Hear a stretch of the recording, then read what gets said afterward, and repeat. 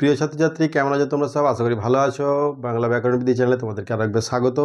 তোমরা জানো সামনেই মাধ্যমিক পরীক্ষা, আর এই মাধ্যমিক পরীক্ষা তোমরা অলরেডি প্রস্তুতি নিয়ে নিয়েছো। আমি একদম লাস্ট মুহূর্তে আমি কয়েকটা শুধু ব্যাকরণ ভিত্তিক কয়েকটা জিনিস আমি তোমাদেরকে শুধু বলে দেবো। তোমরা এইগুলো শুধু দেখে রাখো, এখন নতুন করে তৈরি করার কিছু নেই, শুধু তোমরা একটুখানি দেখে রাখো। তোমাদের কাছে যদি কোনো সহায়িকা থাকে, প্রান্তিক বা অন্য কোনো যদি সহায়িকা থাকে, শুধু সহায়িকাটা নিয়ে বসে যাও, দাগগুলো তুমি শুধু দিয়ে দাও।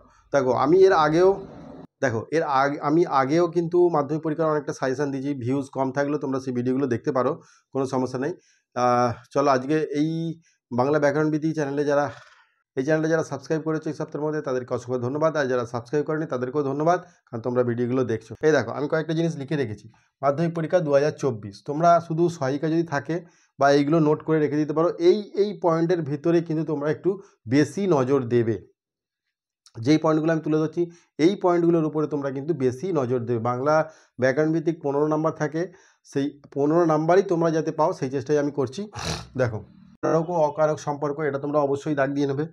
আচ্ছা, যেমন দেখো, বিভক্তি কাকে বলে? বিভক্তি কাকে বলে এর আগে আমার ভিডিও আছে, সেটা তোমরা দেখে নিতে পারো। আমি তবুও ডেসক্রিপশানে লিঙ্ক দিয়ে দেবো, তোমরা দেখে নিতে পারো। যে সকল বর্ণ বা বর্ণ সমষ্টি ধাতু বা শব্দের পরে বসে শব্দকে পদে পরিণত করে তাকে বিভক্তি বলে। তো যাই হোক, এটা তোমরা দেখে নেবে।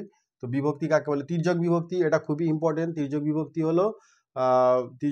হলো একটা বিভক্তি সব কিন্তু ক্ষেত্রেই কিন্তু কাজে লাগে, সমস্ত কারকের ক্ষেত্রেই কাজে লাগে, ঠিক আছে? তাকে তির্যক বিভক্তি বলে। বিশেষ করে এ বিভক্তি। চলো, শব্দ বিভক্তি, শব্দের পরে যে বিভক্তি বসে সেটা শব্দ বিভক্তি। আর শূন্য বিভক্তি, যেখানে কোনো বিভক্তি যুক্ত হয় না। চলো, অনুসর্গর আরেকটা নাম হচ্ছে পরসর্গ। অনুসর্গ নিয়েও ভিডিও আছে, তোমরা দেখতে পারো, অবশ্যই দেখে নিতে পারো। অনুসর্গ আরেক নাম হচ্ছে পরসর্গ। অনুসর্গ কাকে বলে না, যে অনুসর্গ হচ্ছে একটা স্বাধীন শব্দ, যেইটা বাক্যের মধ্যে বসে অন্যান্য শব্দগুলোর মধ্যে একটা সম্পর্ক স্থাপন করে, তাকেই বলে অনুসর্গ।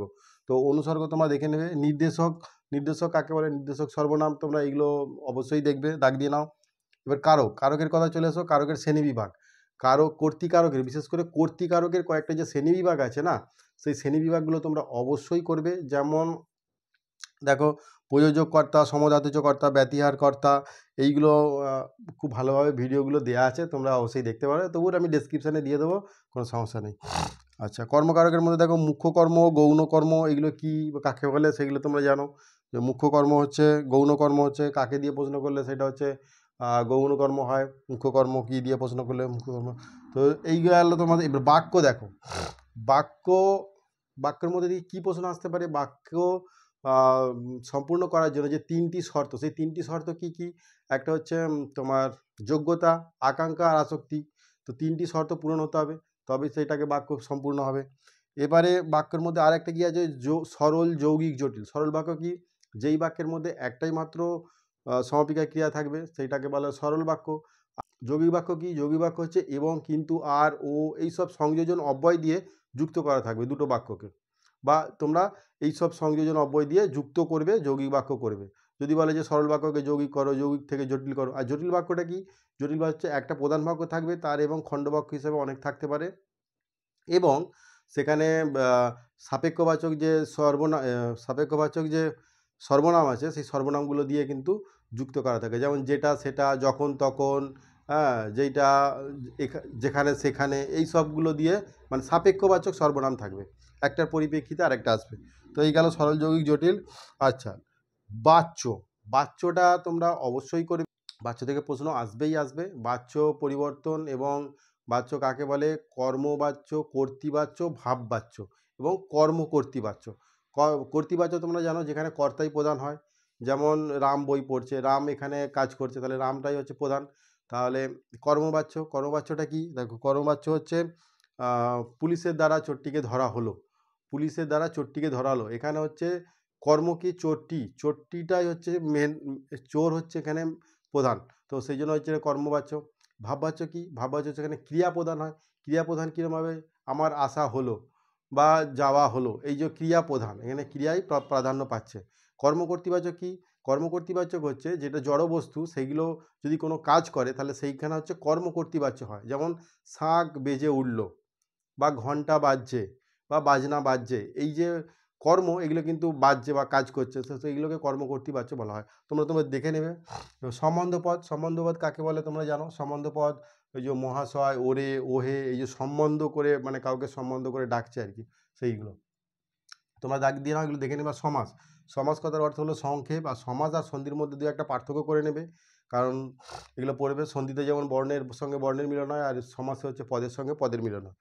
এবার দেখো সমাসের মধ্যে কি কি সমাসটা ইম্পর্টেন্ট আছে? কর্মধারয় সমাস, তৎপুরুষ সমাস, দ্বন্দ্ব সমাস, দ্বিগু সমাস, বহুব্রী, নিত্য। এই যে কর্মধারয় সমাস, বিশেষ করে যেমন ধরো রূপক কর্মধারয় সমাস, মধ্যপদলোভী কর্মধারয় সমাস, এইগুলো কিন্তু বিশেষ ইম্পর্টেন্ট। এগুলো তোমরা কর্মধারয় সমাসের যে বিভাজনগুলো আছে সেগুলো করে নেবে।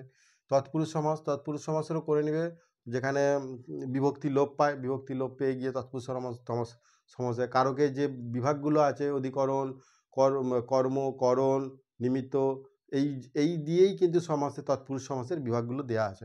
দ্বন্দ্ব সমাসটা কি? দ্বন্দ্ব সমাস হচ্ছে যেখানে দুটো পদই কিন্তু প্রাধান্য পাবে, ভাই ও বোন, ভাই বোন, বাবা ও মা, বাবা মা, এইরকম। দ্বিগু সমাসে হচ্ছে একটা সংখ্যাবাচক শব্দ থাকবে, ঠিক আছে, সেটাকে বলে দ্বিগু সমাস, যেমন 5 কড়ি, 3 কড়ি, এইরকম আর কি, 7 সমুদ্র, এরকম। বহুব্রী সমাসটা হচ্ছে দুটো পদের মধ্যে কোনোটাকেই অর্থ প্রাধান্য পাবে না, অন্য তৃতীয় কোনো একটা অর্থের প্রাধান্য পাবে, যেমন দশানন, বিনা পানি, এইরকম টাইপের।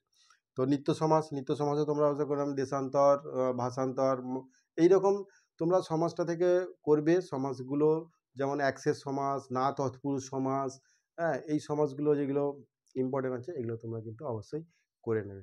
আশা করি তোমাদের ভালো ফল হবে। ভালোভাবে মন দিয়ে পরীক্ষা দাও। আর শেষ মুহূর্তে শেখার কিছু নেই, তোমরা জাস্ট এইগুলো দেখবে।